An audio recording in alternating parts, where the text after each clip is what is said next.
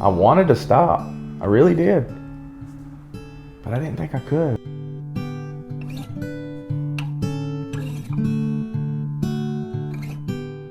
I was at that point where I'm done. My family's miserable. My friends are miserable. I'm miserable. It's just a lose-lose all the way around. And I didn't know a way. I tried treatment many times prior. It just wasn't working for me. You know, thank goodness that I wound up here in Bowling Green at Journey Pure.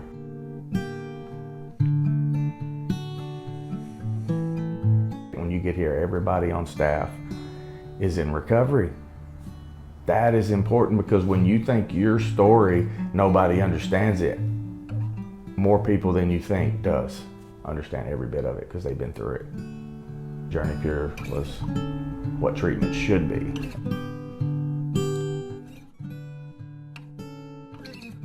Something happened here that I can't explain, but it changed me forever.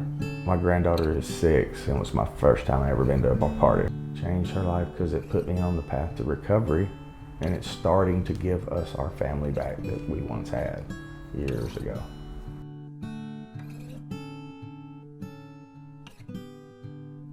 Please reach out. There is help available. Don't give up.